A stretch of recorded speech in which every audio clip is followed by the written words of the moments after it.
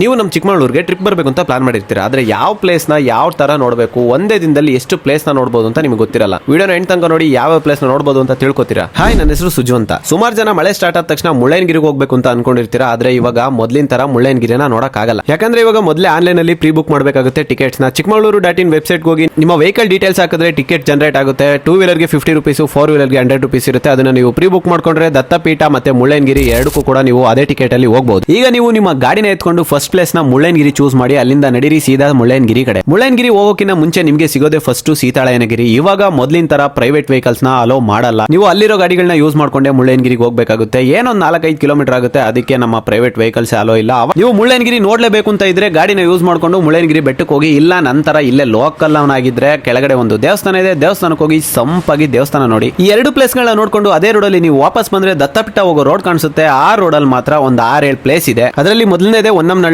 ಇದೇ ನೀರು ಜರಿ ಫಾಲ್ಸ್ ಹೋಗೋದು. ಈ ಪ್ಲೇಸ್ ಮಾತ್ರ ಸಖತ್ತಾಗಿದೆ. ಇದನ್ನ ನೋಡ್ಕೊಂಡು ಮುಂದೆ ಬಂದ್ರೆ ಜರಿ ಫಾಲ್ಸ್ ಹೋಗೋಕೆ ಜೀಪ್ ಸಿಗುತ್ತೆ. ಇಲ್ಲೂ ನೀವು ನಿಮ್ ಪ್ರೈವೇಟ್ ವೆಹಿಕಲ್ ಅಲ್ಲಿ ಹೋಗಕ್ಕಾಗಲ್ಲ, ಅದೇ ಜೀಪ್ ಅಲ್ಲೇ ಹೋಗ್ಬೇಕು. ಅದನ್ನ ನೋಡ್ಕೊಂಡು ನೀವು ಅದೇ ರೋಡ್ ಅಲ್ಲಿ ಸ್ವಲ್ಪ ಮುಂದೆ ಬಂದ್ರೆ ನಿಮಗೆ ಸಿಗೋದೇ ದತ್ತಪೀಠ. ದತ್ತಪೀಠದಲ್ಲಿ ಗುರು ದತ್ತಾತ್ರೇಯ ಬಾಬಾ ಬುಡನ್ ಅವರ ದರ್ಗಾ ಇದೆ. ಅದನ್ನ ನೋಡ್ಕೊಂಡು ನೀವು ಮಾಣಿಕ್ಯದಾರದ ಕಡೆ ಹೊರಟ್ರೆ ಒಂದು 4 ಕಿಲೋಮೀಟರ್ ಆಫ್ ರೋಡ್ ನ ಮುಗಿಸ್ಕೊಂಡು ಮಾಣಿಕ್ಯದಾರಕ್ಕೂ ಕೂಡ ರೀಚ್ ಆಗ್ತೀರಾ. ಇಲ್ಲಿಂದ ನಿಮ್ಗೆ ಆಪೋಸಿಟ್ ಅಲ್ಲಿ ಒಂದು ಬೆಟ್ಟ ಕಾಣಿಸುತ್ತೆ. ಇದು ಯಾವ ಬೆಟ್ಟ ಅಂತ ಗೊತ್ತಿದ್ರೆ ಕಾಮೆಂಟ್ ಮಾಡಿ ನೋಡೋಣ ಎಷ್ಟು ಜನಕ್ಕೆ ಗೊತ್ತು ಅಂತ. ಮಾಣಿಕ್ಯದಾರದಲ್ಲಿ ತಲೆಗೆ 5 ರೂಪಾಯಿ ಕೊಟ್ಟು ಒಂದು 50 ಸ್ಟೆಪ್ಸ್ ಇಳ್ಕೊಂಡು ಹೋಗಿ ಕೆಳಗಡೆ ನೋಡಿದ್ರೆ ಮೇಲಿಂದ ಬೀಳ್ತಿರೋ ಒಳ್ಳೆ ಜರಿನ ನೋಡಬಹುದು. ಹಾಗೆ ನಮ್ಮ ದೇಶದ ಸಿವಿಕ್ ಸೆನ್ಸ್ ನೋಡಬಹುದು. ಲಾಸ್ಟ್ ಅಲ್ಲಿ ಮಾಣಿಕ್ಯದಾರದಿಂದ ವಾಪಸ್ ದತ್ತಪೀಠ ಬಂದು ಗಾಳಿಕೆರೆ ಕಡೆ ಹೋದ್ರೆ ನೀವು ಒಂದು ಒಳ್ಳೆ ದೇವಸ್ಥಾನ ಸಿಗುತ್ತೆ. ಅದೇ ತರ ಬೆಟ್ಟದ ಮೇಲಿರೋ ಒಂದು ಕೆರೆನ ನೋಡ್ತೀರಾ.